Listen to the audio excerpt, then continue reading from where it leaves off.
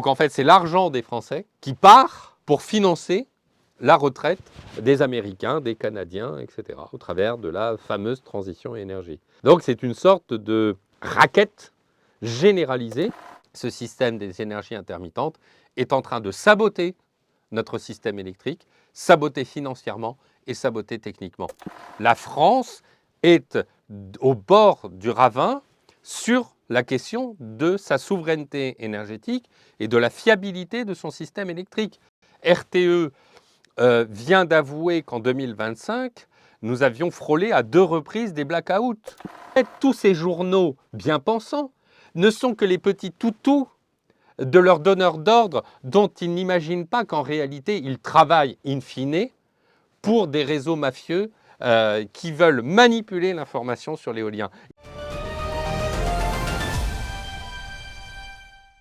Bonjour Fabien Bouglet. Bonjour David Vives. Merci d'avoir accepté cette interview pour NTD L'Actu. Vous êtes l'auteur de plusieurs livres à succès sur le thème de l'énergie et également donc directeur de publication du magazine Transition et Énergie. Magazine qui consacre son dernier numéro sur ce que vous appelez un racket des Français, sur leur facture d'électricité, une facture qui est de plus en plus difficile à payer pour plus de 36% d'entre eux, d'après le dernier baromètre du médiateur national de l'énergie. Donc d'après les chiffres du gouvernement, la facture d'électricité a augmenté de 14% en 2023 et 18% en 2024. Mais le ministre de l'économie, Roland Lescure, a promis une baisse de l'abonnement de 5% en février, donc ça fait beaucoup de chiffres. Aujourd'hui, de quoi parle-t-on quand on parle de hausse de la facture d'électricité? Selon les chiffres du ministère de l'écologie qui ont été publiés, les statistiques du ministère de l'écologie, la facture d'électricité a doublé entre 2014 et 2024. C'est-à-dire que lorsqu'un Français payait 100 € par mois en 2014, aujourd'hui il paye 200 € par mois. Et le phénomène s'est accéléré ces dernières années, puisqu'entre 2022 et 2024, il y a eu une augmentation de 35% de la facture. Donc, en réalité, on assiste à un phénomène très important d'augmentation de la facture d'électricité des ménages, mais aussi des petites et moyennes entreprises qui subissent de plein fouet cette augmentation. Alors le problème, c'est qu'effectivement, comme vous l'avez dit, David Vives, le problème, c'est que les chiffres, il y en a un petit peu partout. En fait, on va juste découper en rondelles une facture d'électricité. La facture d'électricité, c'est 3 tiers. Un tiers, le coût de l'électricité, le coût que le particulier ou l'entreprise va payer l'électricité.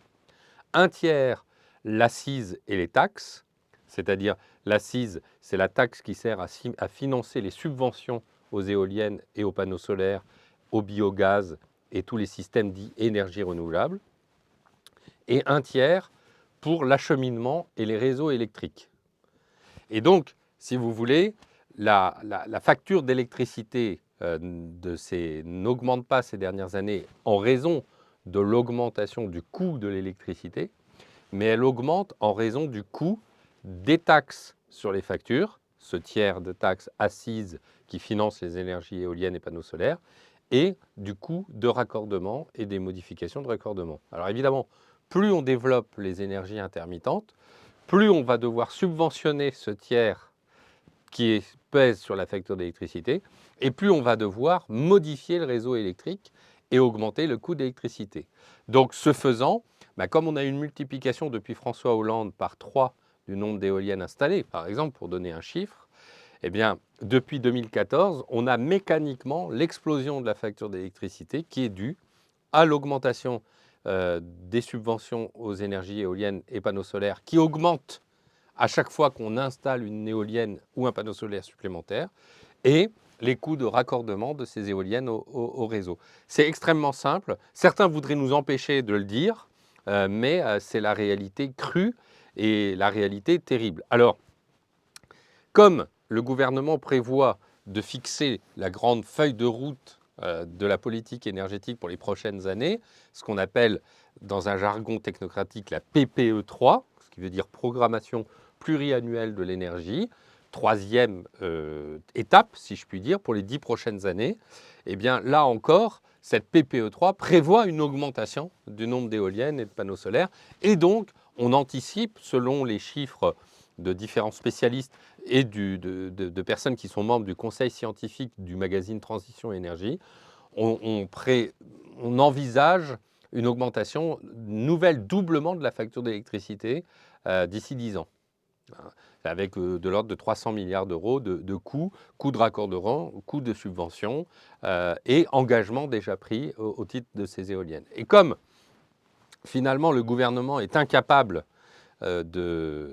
d'enrayer l'influence des lobbies éoliennes ou des panneaux solaires auprès du gouvernement, eh bien, suite au magazine Facture d'électricité, le grand racket qu'on a sorti, disons, fin novembre, début décembre, le gouvernement réagit en essayant de trouver une parade et fait un effet d'annonce incroyable en annonçant une baisse de la facture d'électricité qui est une baisse de 80 centimes par mois.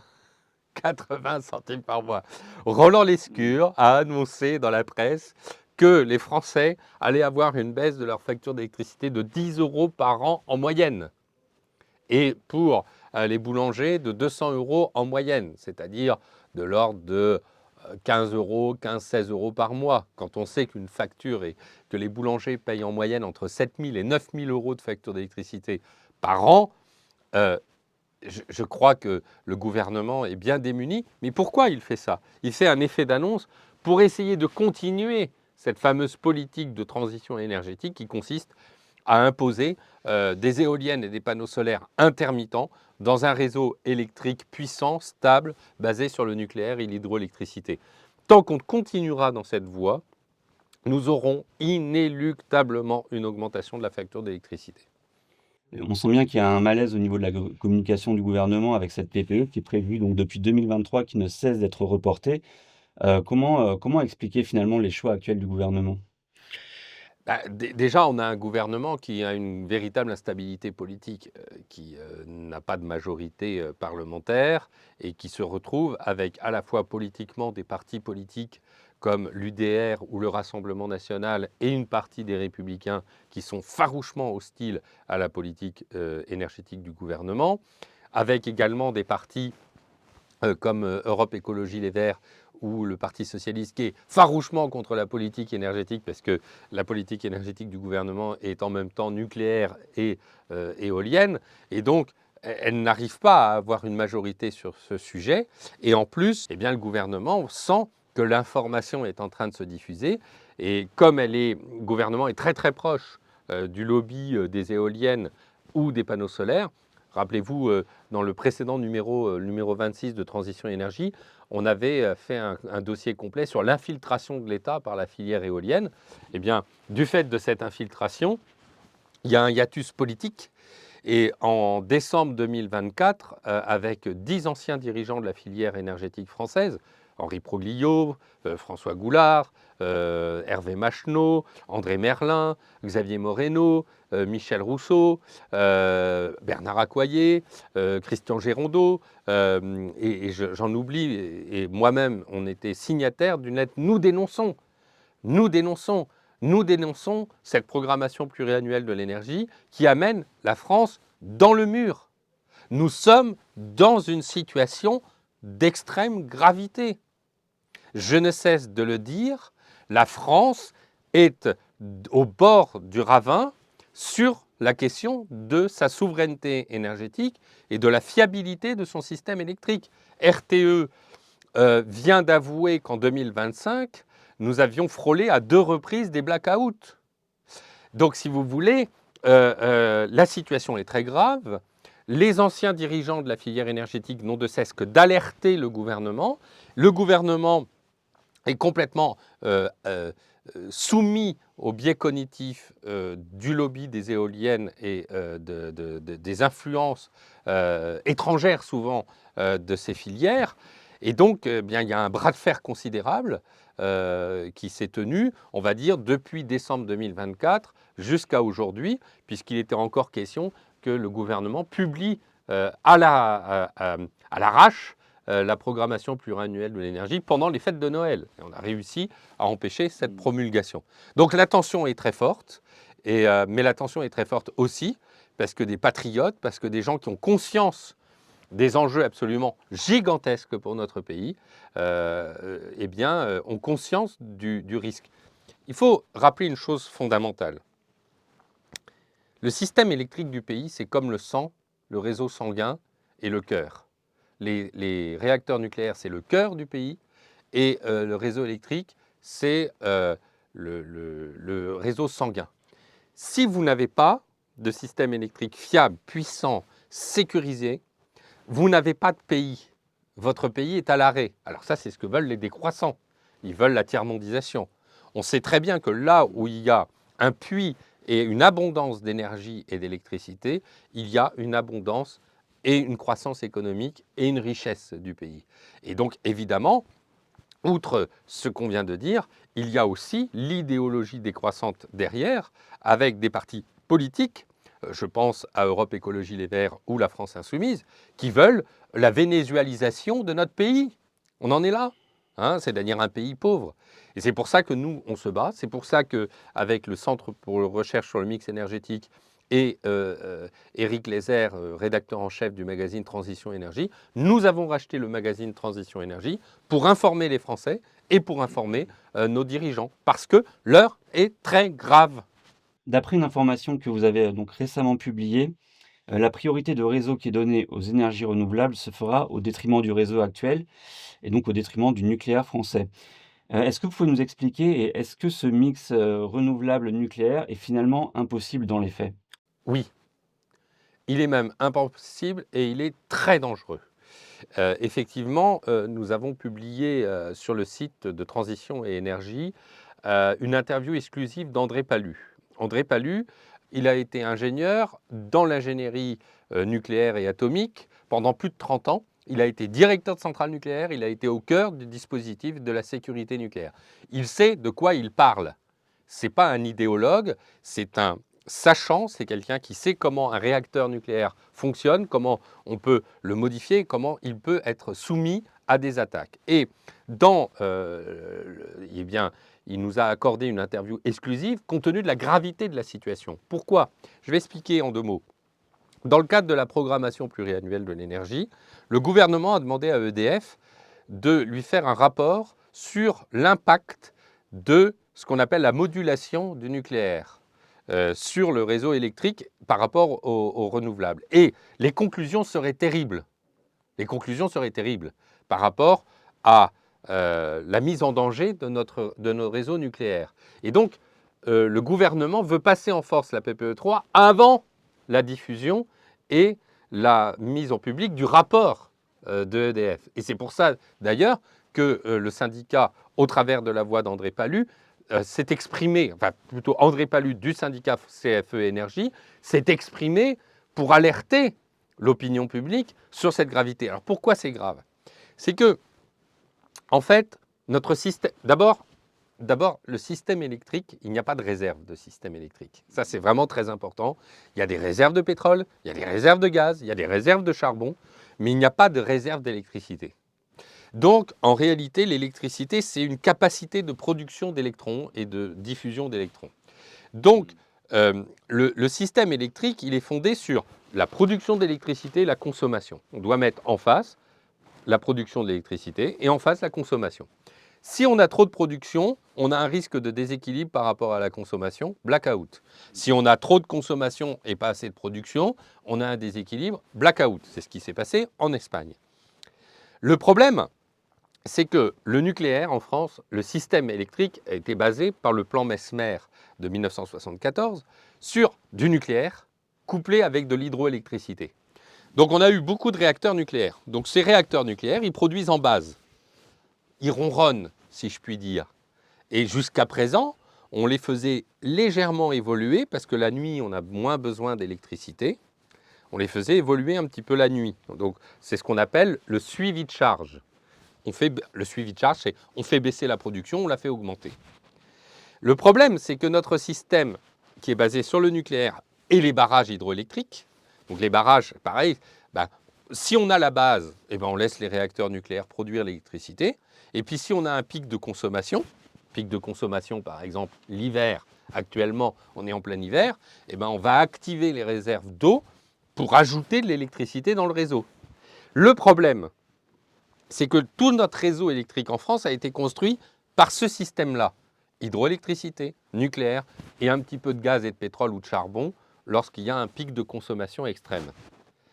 Le problème, c'est que si vous ajoutez des intermittents, éoliennes ou solaires, dont vous ne savez pas quand ils vont produire, quand vous ne savez pas dans quelle quantité, que vous ne savez pas si elles vont produire au moment où vous en avez besoin ou au moment où vous n'en avez pas besoin, eh bien vous déstabilisez totalement le réseau. D'abord, énergétiquement, techniquement.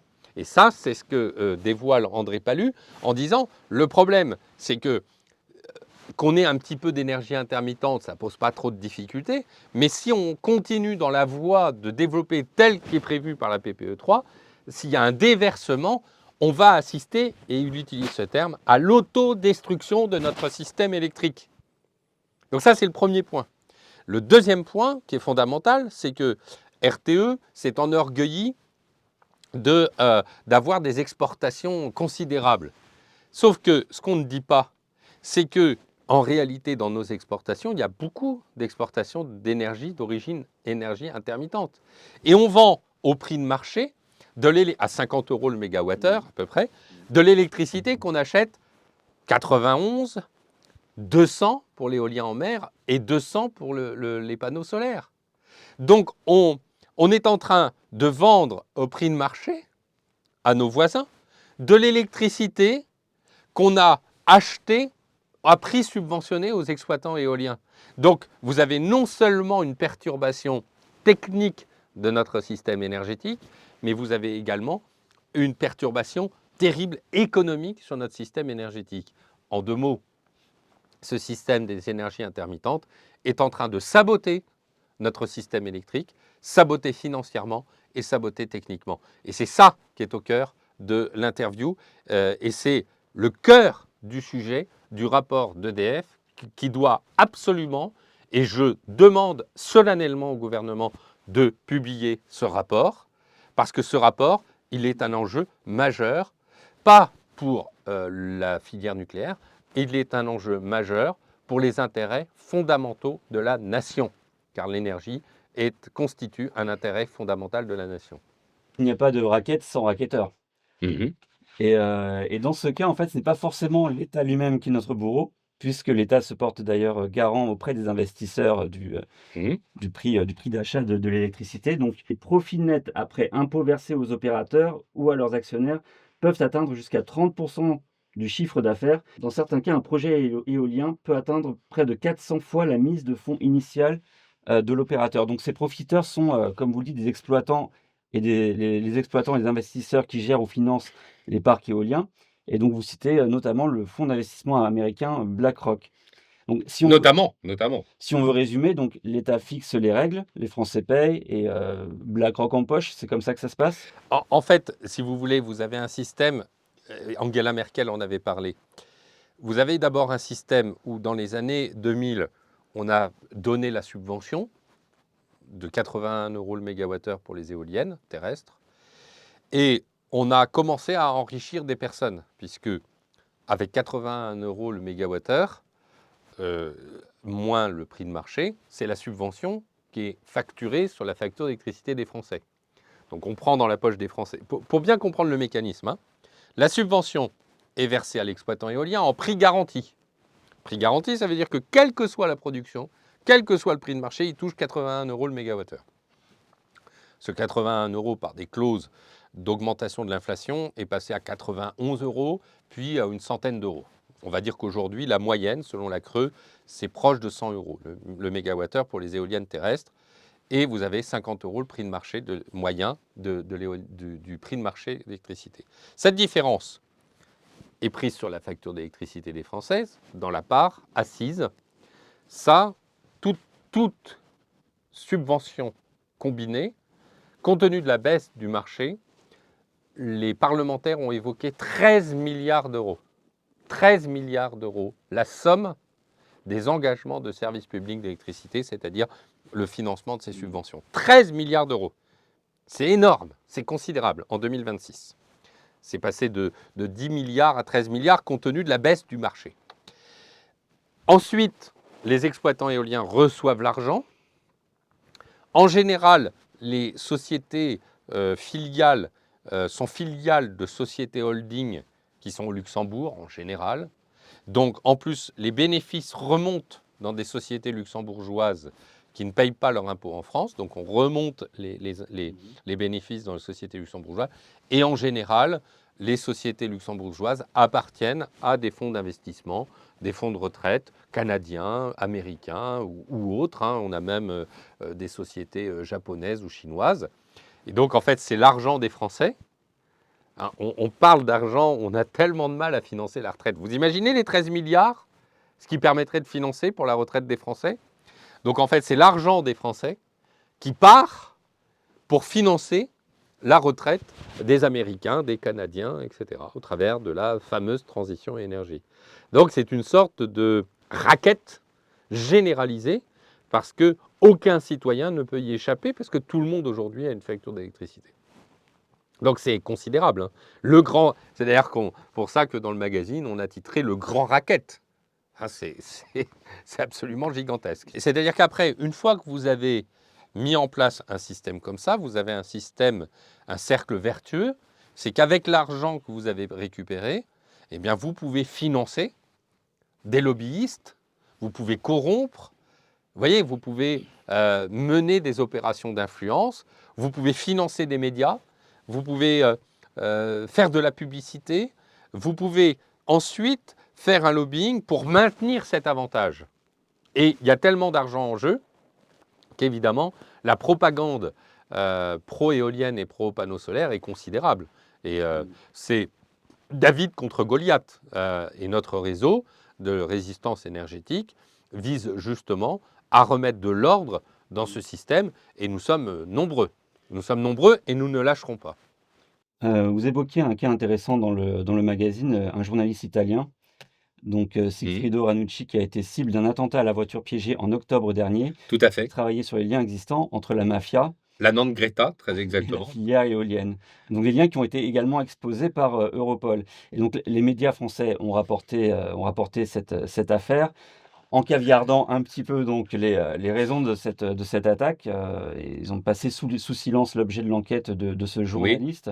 Donc aujourd'hui, donc en Italie, se dire qu'il y a des liens entre la mafia et la filière éolienne, est-ce qu'on est sur, un cas, un petit cas, ou est-ce que c'est de façon plus générale en Europe? Alors, c'est tout à fait passionnant ce dont vous parlez. Souvent, on me dit, vous parlez de la mafia, etc. On va déjà mettre une précaution oratoire. La question de la mafia en Italie et de l'éolien est absolument pas tabou. C'est de la source ouverte, c'est la presse, tous les journaux italiens en parlent. Le journaliste de la RAI, il a eu donc cet attentat le 16 octobre à la voiture piégée. Il venait d'annoncer qu'il allait faire un reportage sur la Nante Greta et la liaison avec la filière éolienne. Et il y a eu l'attentat. Beaucoup de journaux en Italie ont évoqué la liaison que pouvait avoir l'attentat avec la filière éolienne. Mais j'en parle dans mon livre Éolienne, la face noire de la transition écologique. Ça fait des années qu'en Italie, les carabiniers, eh bien, il y a une politique de lutte contre l'influence mafieuse dans la filière éolienne qui est principalement tenue par la mafia et en particulier par Cosa Nostra. Le représentant du chef suprême de Cosa Nostra, qui s'appelait Derano, c'est Vito Nicastri. Il a eu 1,3 milliard d'euros d'argent saisi. Et le juge Scarpinato, vous retrouvez une vidéo d'Arte, explique bien les liaisons qu'il y a entre la mafia italienne, la mafia d'Europe de l'Est et les mafias dans le domaine de la filière éolienne, à telle enseigne, et je précise que je n'ai pas été poursuivi en diffamation, que je montre que Engie, au travers d'Electrabel, sa filiale belge, a racheté son parc éolien sicilien à Vito Nicastri. Et pendant 2 ans, Vito Nicastri était propriétaire de 10% d'une société luxembourgeoise qui détenait le parc éolien sicilien et qui était la propriété d'Engie. Donc vous voyez, il y a une porosité. Alors probablement qu'Engie ne savait pas que c'était Vito Nicastri parce que c'était ce qu'on appelle dans le jargon le bénéficiaire économique qui était caché. Mais ce qui est intéressant, c'est de voir cette porosité existante. En tout état de cause, ce qui est très intéressant, il s'avère que tout récemment, j'ai été sollicité par un enquêteur de Mediapart. Et c'était tout à fait intéressant parce qu'il cherchait à mettre en liaison mes interventions dans une certaine typologie de médias en occultant totalement une autre typologie de médias dans laquelle je suis intervenu. Et je lui ai dit, c'est assez amusant parce que vous, Mediapart, vous n'évoquez jamais la question de la filière mafieuse dans l'éolien. Il y a ce journaliste de la RAI qui a été fait l'objet d'un attentat le 16 octobre à la voiture piégée. Mais le 16 octobre 2017, le même jour, la journaliste italienne, maltaise, pardon, qui enquêtait sur un pacte de corruption pour un parc éolien au Monténégro, a été tuée à la voiture piégée. Dans ces deux cas, tous les journaux bien pensants de Libération, de France Info, de Mediapart, etc., criaient à la mafia, etc. Pas un seul n'ont cité le mot éolienne. Pas un seul n'ont fait un lien entre la filière éolienne et la mafia. Et le plus intéressant, c'est quand un ministre de Salvini, qui était le ministre des territoires, a été pris par les écoutes téléphoniques des carabiniers en train de négocier un pacte de corruption avec Vito Nicastri, le chef de l'éolien, le chef mafieux de l'éolien, pour changer la tarification des éoliennes en Italie, eh bien, là, on a dit un ministre d'extrême droite est pris pour corruption, arrêté pour corruption. Pas un mot sur le terme éolien et Vito Nicastri, pas un mot pour expliquer qu'en réalité. Et donc, c'est assez fabuleux parce qu'il y a un tabou absolu. Et en fait, tous ces journaux bien pensants ne sont que les petits toutous de leurs donneurs d'ordre dont ils n'imaginent pas qu'en réalité, ils travaillent in fine pour des réseaux mafieux qui veulent manipuler l'information sur l'éolien. Et c'est ça que j'ai dévoilé dans le magazine Transition Énergie. J'ai fait un petit billet d'humeur sur le thème. Pour qui travaillez-vous, France Info, Libération, Mediapart, lorsque vous essayez d'attaquer les personnes qui luttent contre les réseaux mafieux éoliens? Pour qui travaillez-vous? Je pose la question, plutôt qu'essayer de stigmatiser en donnant des noms d'oiseaux. Quels sont vos donneurs d'ordre? C'est très important, parce que je pense que beaucoup de journalistes, entre guillemets, feraient mieux de faire une autocritique sur ce qu'ils disent et sur ce qu'ils ne disent pas. Parce que c'est grave. Je veux dire, si on ne fait pas de vraies informations, c'est extrêmement grave. Et c'est là où on en revient à la question de la censure et des opérations de censure qui sont à l'œuvre actuellement sur le sujet. Et donc, puisqu'on parle de nos grands médias, l'Arcom donc, a adressé un avertissement à CNews suite aux propos de Pascal Praud qui a expliqué en décembre qu'il n'a pas le droit de dire que les énergies renouvelables augmentent la facture d'électricité en France. Et donc, l'Arcom considère cela comme de la désinformation. Vous avez vous-même été invité par Pascal Praud. J'imagine que c'est d'ailleurs une émission dans laquelle j'ai été invité que CNews a été interpellé, puisque j'ai présenté justement, et le propos qui a soulevé la colère de l'Arcom est probablement lié à l'émission. Je ne sais pas, parce qu'on ne sait pas exactement ce qui s'est dit. Ce que je comprends, c'est que d'abord, les valeurs de la République sont atteintes. Reprenons la Déclaration des droits de l'homme et la liberté d'expression, qui est un droit sacré, sauf si une loi empêche et verrouille cette liberté d'expression, par exemple l'antisémitisme ou le négationnisme. Aujourd'hui, rien n'interdit de s'exprimer, un, sur le climat, ou deux, sur les énergies renouvelables. Rien. Il n'y a aucune loi. Et on se retrouve avec une autorité de propagande et de censure qui veut empêcher la parole libre sur le climat. Donc elle fait condamner CNews parce que Philippe Herrlin s'est exprimé sur la question des doutes qu'il exprimait sur le climat. Et maintenant, c'est même pire, Sud Radio et CNews sont inquiétés parce qu'ils osent inviter des personnes qui remettent en cause le dogme des énergies intermittentes, des panneaux solaires et des éoliennes, et pire, qui disent la vérité factuelle documentée que les éoliennes augmentent la facture d'électricité. Et c'est là où c'est une dérive dangereuse. Parce qu'en réalité, l'Arcom est en train d'empêcher le débat libre en faisant pression sur les médias, les quelques médias encore libre dans notre pays pour empêcher la parole libre sur le sujet. Et là où c'est beaucoup plus grave, c'est qu'on se rend compte que l'ARCOM a agi contre Sud Radio, parce que Sud Radio a eu aussi une mise en garde contre 4 interventions, dont une de mes interventions où j'expliquais que la France était infiltrée par la filière éolienne.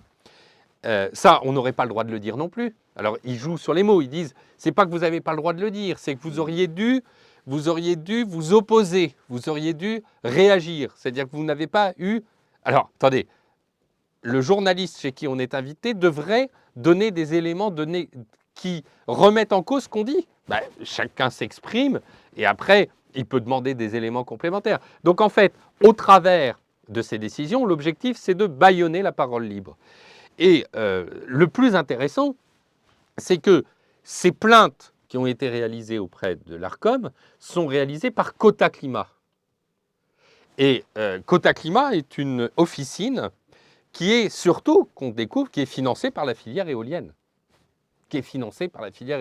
Donc on a une officine dirigée par des gens qui n'ont aucune formation scientifique, qui sont des personnes qui ont été assistants parlementaires, qui, d'une part, manipulent les faits, qualifient de désinformation ce qui n'arrange pas leurs financeurs. Le groupe Valorem, c'est un exploitant éolien français. L'ADEME, qui est un des principaux promoteurs de la filière éolienne en France. Et le pire, c'est qu'on découvre que Cota Climat, qui n'a aucune caution scientifique majeure, aucune, se permet de dévoiler comme des informations sourcées, documentées par les meilleurs spécialistes, ceux qui ont publié la lettre « Nous dénonçons », qualifier ça de désinformation et saisir l'ARCOM. Et en fait, en étudiant les finances de Cota Climat, on se rend compte qu'en réalité, Cota Climat est financée elle-même par l'ARCOM. Donc là, ça devient grave, puisque l'ARCOM, autorité censée réguler la parole pour éviter qu'il y ait des débordements dans les médias, mais pas censée censurer la parole libre, finance une officine qui est cofinancée par les exploitants éoliens et officine qui saisit l'ARCOM dès que la parole ne convient pas, la parole libre ne convient pas pour le dévoilement. Et là, on voit bien que les réseaux d'exploitants éoliens sont à bout. Je dirais que je les invite à continuer de plus en plus fort, parce qu'il y a le phénomène dans la censure qui s'appelle l'effet Streisand, et l'effet Streisand nous donnera raison.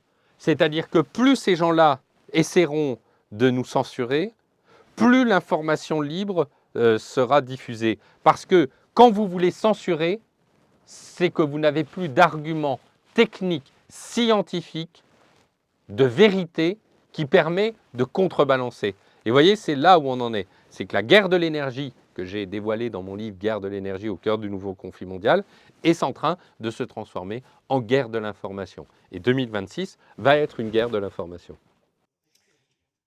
Pour terminer, on peut dire qu'il y a différents courants de pensée, même au sein du gouvernement ou du Parlement, sur ce que devrait être la politique énergétique française. Est-ce que vous voyez un scénario de l'optimisme qu'on pourrait envisager? Quel serait l'espoir donc pour que les Français payent moins peut-être leurs factures d'électricité? Moi, je suis très optimiste. Ça peut sembler bizarre. On va avoir un moment un petit peu compliqué parce qu'il faut gérer les personnes qui portent atteinte aux intérêts fondamentaux de la nation et ceux qui sont complices des atteintes aux intérêts fondamentaux de la nation. Bon, ceux-là, ils tomberont dans les poubelles de l'histoire, ils auront des poursuites pénales. Non, mais quand vous portez atteinte aux intérêts fondamentaux de la nation, c'est un crime et un délit. Donc, je veux dire, c'est pas n'importe quoi. Je veux dire, c'est dans le code pénal. Quand vous portez atteinte aux intérêts fondamentaux de la nation, et l'énergie fait partie des intérêts fondamentaux de la nation, sous contrôle étranger, et il y a des officines étrangères à l'œuvre, eh bien, quand vous portez atteinte, vous pouvez être soumis à des poursuites pénales. C'est le code pénal, c'est pas... voilà. Donc, là-dessus, leur sort sera réglé ultérieurement. Mais, à court terme, on est obligé de traiter la question pour éviter la PPE3. Donc, ça, on va le gagner. Ça, je pense qu'il n'y a pas de... La PPE3 ne sera pas promulguée. Oui, et le gouvernement ne peut pas le promulguer. C'est beaucoup trop explosif pour eux. C'est-à-dire que s'ils la promulguent, c'est fini pour leur carrière politique. C'est fini pour Sébastien Lecornu, c'est fini pour... c'est fini, ils n'ont plus de carrière.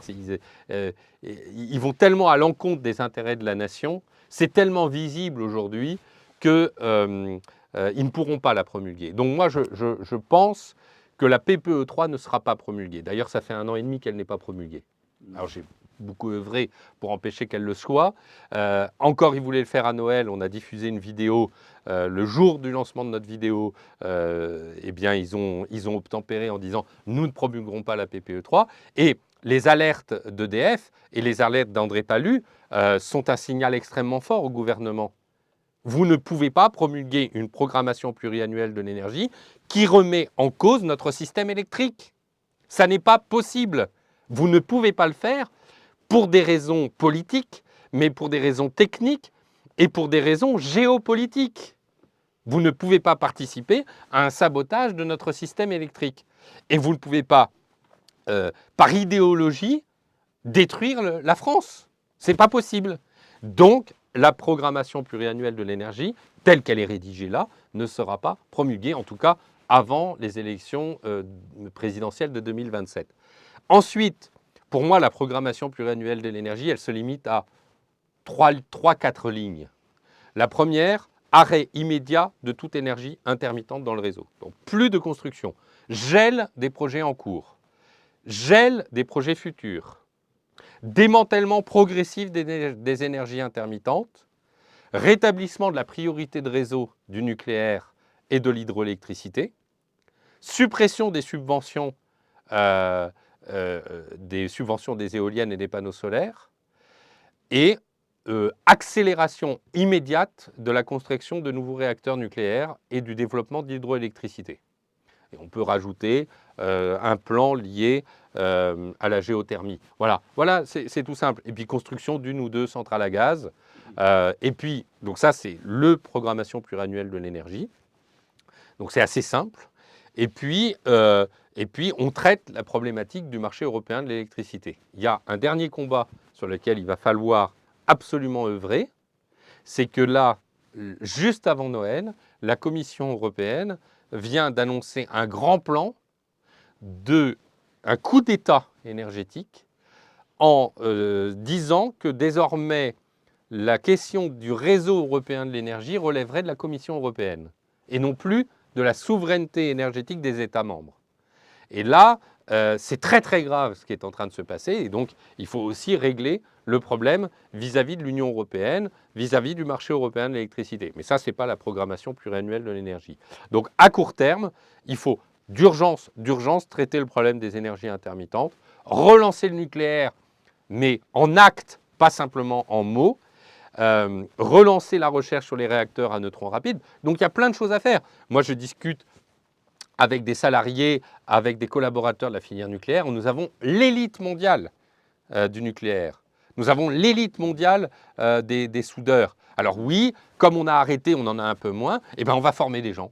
On va former des gens, on va créer une industrie dynamique. Et vous savez, les gens, dans Nucléaire, les vérités cachées, mon livre sur le nucléaire, il y avait un maire d'une ville qui recevait un réacteur nucléaire. Une ville, il a dit, c'est un halo de prospérité. Eh bien, ce qui se passe dans les villes, si on multiplie les réacteurs nucléaires en France, le nucléaire sera un débordement de prospérité pour la France. Et donc, la seule solution pour développer l'économie française, c'est d'urgence relancer un plan nucléaire au plus vite et surtout sécuriser nos centrales nucléaires qui font l'objet d'une opération de sabotage économique, technique et idéologique. Merci Fabien Bouglet pour cette interview. Merci David Vives de votre accueil.